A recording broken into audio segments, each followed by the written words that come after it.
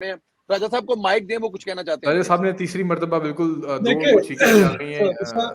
सबसे और पहले राजा साहब डिफ्यूज कैसे होगा, बड़ा मैं छोटा सा आपको सवाल, बताता हूँ। डिफ्यूज कैसे होगा? सबसे पहले तो मेरी आज बात हो रही थी रेलेवेंट जो क्वार्टर्स हैं, ठीक है जी, खबर आने लगी जी, ऑडियंस रेडी रहो, ठीक है जी। और उन्होंने भी मेरी इस बात को सेकंड किया कि Imran Imran Imran Imran Imran Imran, what is their problem? They don't have anything else to do. दिन रात इमरान। यार तुम लोग इतने गिर गए हो पीटीएम वाले, इंक्लूडिंग मरियम। हर वक्त इमरान। एक तलाल चौधरी को सिर्फ इमरान के लिए छोड़ो और पाबंदी लगाओ पार्टी में कि कोई दूसरा बंदा इमरान के किसी सवाल का, कमेंट का तलाल चौधरी या आबद शेर अली के अलावा जवाब न दे। उसकी अपनी औकात में रखो। फिर जो संडेला साहब जो भी बात कर रहे हैं, ये वही रवश है जो हमने रईस शरीफ के बारे में की थी कि एक बंदा जो हमें रोकता रहा, हम उस पर भी हमने अपने घोड़े चढ़ा दिए। अभी टाइम है, आपको पता है कि फैज उम्मीद 15 साल लगा के गया है। आज जो बाजवा साहब का जो इंटरव्यू है, उसने सारी वो चीजें जो हम रोज इस शो में बहस करते हैं, आज वही उन्होंने बातें की है ना, कि ऑल इन ऑल सारी पावर तो फैज के पास थी। अगर हाफिज साहब अभी अकेले हैं, अगर हम उन पे घोड़े दौड़ा देंगे तो हम तो वो पीटीआई वालों के रास्ते पे चल पड़े ना। उन्होंने फिर काम आसान कर दिया कि वो हाफिज साहब के खिलाफ हम भी चढ़ जाएं और उधर से पीटीआई वाले भी जो उनको रगड़ा दें और वो बेचारा बीच में जो है वो रगड़ा जाए। राजा साहब आप कहते हैं कि इमरान खान के बारे में बातें ना करो। 3,000 पुलिस वाला एक घर में जाता है, बंदा भी नहीं गिरफ्तार होता, तो बात तो होगी ना सर। तो उसका छोड़े, वो जो कुछ उनको अपना काम करने दे। वो उनको देखिए, आज नकवी साहब ने की है ना, उन्होंने लोगों को भी तो कुछ दिखाना है ना, खानापुरी भी तो करनी है ना, कि भाई ये है दहशतगर्द जिनको हमने ट्रैक किया जा रहा है। यस, कि हमने जिनको बड़े अदब के साथ जो है वो लाना चाहा, वो हमारे साथ बदमाशी करते हैं। यार वो तो उनके क्रेडिट खराब हो रहे हैं ना, आप क्यों परेशान है? ठीक है जी, आप लोग जो है हमें जो है जनरल आसिम मुनीर साहब को स्ट्रॉन्ग कर रहे हैं। अगर हम भी शकूक शुबात में पड़ जाएंगे तो हम तो बाकियों का काम आसान करेंगे। तो इसलिए हमें थोड़ा सा हाथ हल्का रखना चाहिए। 15 साल की यार उस बंदे की मेहनत है, और आज जो उस जज ने जो है जो बयान दिया है, वो सुन के भी आपकी आंखें नहीं खुली कि जो इमरान खान का बयानिया पढ़ दिया उसने तो पूरा। वो जो मकसद है, जो उन्होंने तहरीक चलाई है, वो बंदा अपनी स्पीच में बोल रहे हैं, और अभी तक जो है आप जो है वो किसी और ही चक्कर में पड़े हुए। हमें सीरियसली एक तो ये किसी ना किसी जगह पे ये बात उठनी चाहिए कि हमारी पार्टी पे पाबंदी होनी चाहिए। तलाल चौधरी और आबिद शेर अली के अलावा कोई बंदा न्याजी की किसी बात का जवाब ना दे। अगर हुकूमत की तरफ से कोई जवाब आना है तो वो सिर्फ मरियम औरंगजेब दे, इसके अलावा कोई बंदा न्याजी की किसी चीज का जवाब ना दे। तो आप देखिए, ये बंदा अपनी मौत मर जाएगा। आप दिन रात और मरियम पे तो खुसूसी पाबंदी लगाए, मरियम नवाज पे तो खुसूसी पाबंदी लगाए। एब्सोल्युटली, ये मरियम का लेवल ही नहीं है कि इस निशई बंदे से जो है ना हर वक्त मुतक्के में पड़ी रहे। वैसे मरियम नवाज से ये सवाल हुआ था, मैं आपको जवाब भी बता देता हूँ। मरियम नवाज से बिल्कुल ये सवाल किया गया था कि आप हर वक्त अपनी प्रेस कॉन्फ्रेंस के अंदर इमरान करती रहती हैं, और इमरान खान भी अपनी प्रेस कॉन्फ्रेंस में पीडीएम करता रहता है, तो आपके पास बाकी मसाइल पे बात करने के लिए नहीं है? आटे की हालत देखिए, आज एक बंदा जो है ना वहां पे बेचारा वो फौत हो गया, दूसरा हमें आटे की लाइन में रख के। तो मरियम नवाज ने पता क्या जवाब दिया? आप जवाब सुन लेना, मरियम नवाज ने क्या जवाब दिया। उसने कहा देखिए, मैं तो इस बंदे का नाम भी लेना चाहती, मुझे तो घिन आती है इसका नाम लेते हुए, लेकिन जो इस मुल्क की हालत, लेती रहती है, मतलब वो कहती है मैं लेना नहीं चाहती। क्यों नहीं लेना? जब आपकी बात इमरान से शुरू होती है, इमरान में खत्म होती है। नहीं, ये झूठ है ना, ये एक नहीं शख्स, मतलब सुने तो, उनका कहने का मतलब ये है कि एक शख्स पाकिस्तान के पूरे निजाम को चैलेंज कर रहा है।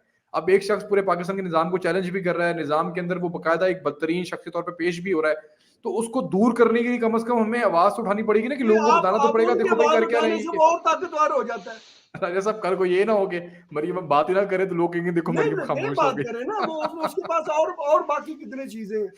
नहीं बिल्कुल खान साहब एक बड़ा अहम सवाल है, आपकी इंटरनेशनल पॉलिटिक्स के ऊपर भी बड़ी गहरी नजर होती है, इंटरनेशनल सिनेरियोज के ऊपर भी बड़ी गहरी नजर होती है। हमने शाम का इनकलाब वैसे देखा, हमने असद सो असद कॉल्ड इनकलाब। बहुत माजरत के साथ जी जी खान साहब जी जी के पास आप पहले जा रहे थे तो मैंने 30 सेकंड लेके काफी टाइम वेस्ट किया।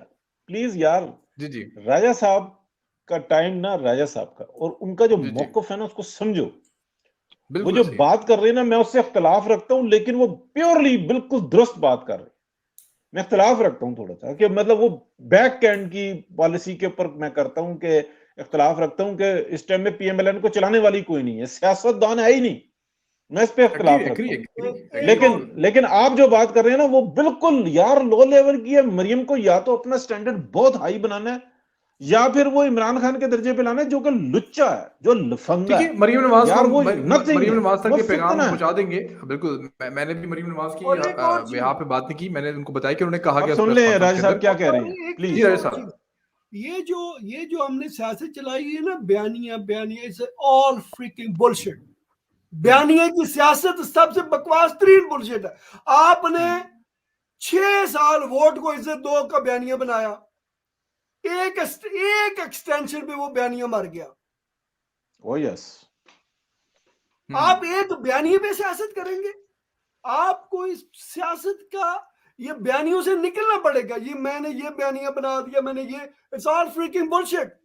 आप रियल सियासत में आओ, हकीकत की जो सियासत है उस पे आओ। ये बयानिए दफन हो जाती है। आप जजेस के खिलाफ आप खड़ी हैं, कल आप जजेस के हक में बयान देंगी तो वो जजेस वाला बयानिया खत्म हो जाएगा। सो हमें लॉन्ग टर्म प्लानिंग करनी पड़ेगी, हमें ये बयानियों से निकलना पड़ेगा। इमरान है एक ठीक है, बयानिया अभी बनाता है, 1 घंटे के बाद उसके सारे बयानिए चल रहे हैं। तो हमें थोड़ा इनमें ना जरा चेंजिंग लानी पड़ेगी। बिल्कुल ठीक, बिल्कुल ठीक। मैं खान साहब के पास चलूंगा। राजा साहब आपकी बात बिल्कुल दुरुस्त है। हम इत्तेफाक करते हैं आपकी बातों से कि बयानी नहीं, काम की बात होनी चाहिए और अमली अमली चीजें नजर आनी चाहिए। Action speaks louder than words, ये एक बहुत मशहूर कहावत है, पता नहीं कौन कह गया तो लेकिन कह गया बड़ी काम की बात ये। खान फारूक साहब, अब सीरिया में जो कुछ हुआ, लीबिया में जो कुछ हुआ, आपको पता है मिस्र की मिसाल हमारे सामने है, इराक की मिसाल हमारे सामने है। अगर हम यहाँ बातें क्या कर रहे हैं कि इंटरनेशनल एस्टैब्लिशमेंट, यही बात हो रही है कि फंडिंग वहां से हो रही है, उन लोगों का किरदार बड़ा अहम है, अमेरिकन का किरदार बड़ा अहम है। इस वक्त अमेरिकन इस वक्त पाकिस्तान के अंदर अनरेस्ट चाहते हैं, वो चाहते हैं कि पाकिस्तान की किसी तरह, मतलब उनकी हमें ये लगता है कि अमेरिकन की बचपन की ख्वाहिश है बेसिकली कि पाकिस्तान में जो है एक सिविल अनरेस्ट होना चाहिए, ताकि हमारे पास जो मकासद है, हमारे पास जो हमें जो करना है इस मुल्क के लिए, वो हम फौरन कर सकें। एक न्यूक्लियर एसेट्स ही है ना, इसके बारे में बड़ा प्रॉब्लम है। एमी तो क्लिंटन ने $5 अरब उस वक्त के, आज के मेरे ख्याल से को $25-30 अरब बनते हैं वो, उस 98 के जो $5 अरब हैं। तो मतलब उसने कहा कि ए लो $5 अरब थे, एटमी धमाके नहीं करने आपने, क्योंकि अब वो सारी चीजें से अंदाजा होता है कि अमेरिकन का कितना ज्यादा इसमें इंटरेस्ट था कि पाकिस्तान एटमी कुव्वत ना बने। और हम उसी चीज को लेके चलते हुए आ रहे हैं अभी तक। पाकिस्तान के एटमी एहसास है, पाकिस्तान के हवाले से जो है वो पाकिस्तान की तरक्की में आड़ है, या दुनिया की ताकतें पाकिस्तान को अनरेस्ट देखना चाहती हैं। अब इमरान खान हम कहते हैं कि वो इनके अलाकार हैं, वो इस वक्त अमेरिकन के ऊपर खेल रहे हैं, एजेंसीज के हवाले से खेल रहे हैं। अगर ये वही सारी सिचुएशन बनती नजर आ रही है, इसको पर डिफ्यूज, मेरा यही क्वेश्चन है, हर बंदा यही यहाँ पे सवाल कर रहा है कि डिफ्यूज कैसे होगा फिर ये। राजा साहब ने बड़ा जबरदस्त कहा कि हमें ये चीजें करनी होंगी, नाम नहीं लेना, उसको डिस्कस नहीं करना, आपने रेलिवेंट नहीं बनाना उस शख्स को, फिर आपने बयानियों के ऊपर बात नहीं करनी, एक्शंस लेने। आपकी नजर में क्योंकि चीजें होती हुई नजर आ रही हैं, हम तबसरा कर सकते हैं। अगर हम अपने सुनने वालों को ये बता,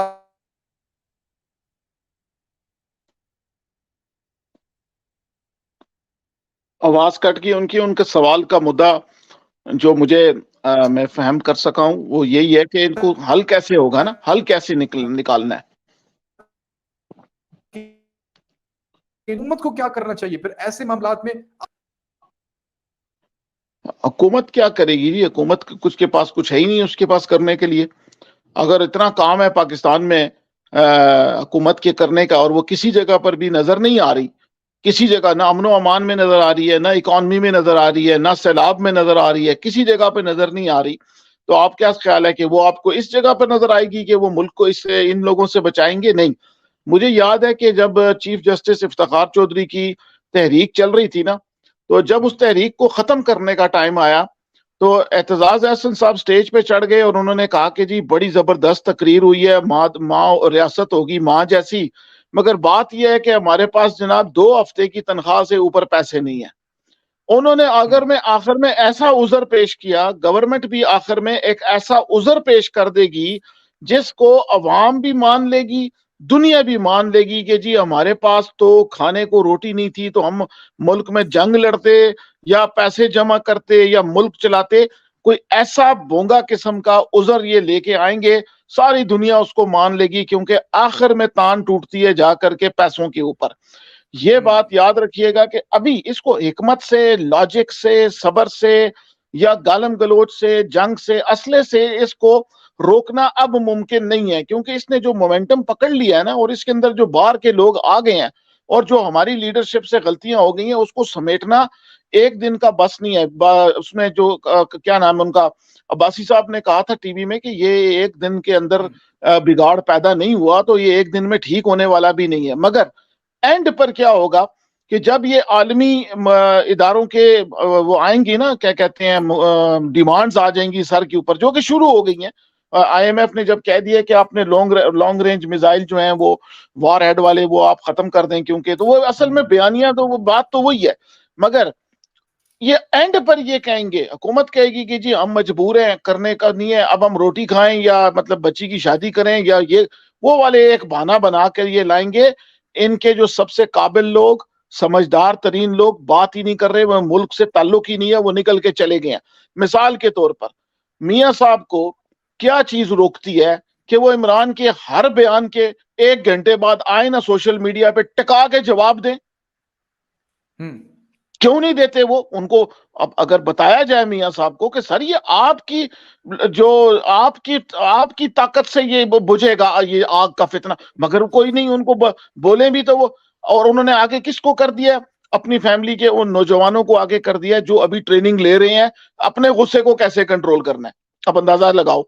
तो ये कहने की बात है कि हर इमरान जो आके खिताब करता है, तकरीरें करता है, उसके घंटे 40 मिनट के बाद जनाब मियां साहब 15 मिनट की तकरीर करके उसके सारे झूठ को नलीफाई कर दें, मगर वो नहीं करते।